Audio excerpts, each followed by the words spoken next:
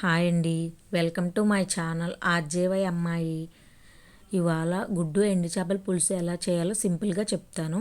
ముందుగా స్టవ్ వెలిగించి గిన్నె పెట్టి అందులో కొంచెం ఆయిల్ వేసి పసుపు వేసి ఉడకబెట్టిన గుడ్లను అందులో వేసి బాగా రోస్ట్ చేయాలి. రోస్ట్ అయిన తర్వాత అదే ఆయిల్లో ఎండు చేపలను కూడా వేసి బాగా రోస్ట్ అయ్యేలాగా వేయించాలి. రోస్ట్ అయ్యాక అదే ఆయిల్లో కొంచెం ఉల్లిపాయలు పచ్చిమిర్చి వేసి బాగా వేయించాలి. ఉల్లిపాయలు బాగా వేగిన తర్వాత అందులోనే కొంచెం కారం ఉప్పు కూడా వేసి అందులోనే కొద్దిగా టమాటా కూడా వేయాలి. టమాటా వేసిన తర్వాత కొద్దిగా చింతపండు పులుసు వేయాలి.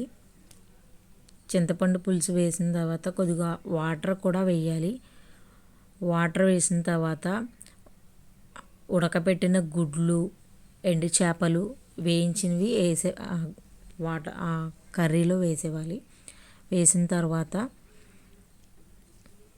బాగా దగ్గరికి మగ్గాలి. మగ్గిన తర్వాత వేడివేడి అన్నంలో గుడ్డు ఎండు చేపల కర్రీ వేసుకొని తింటే చాలా సూపర్గా ఉంటుందండి.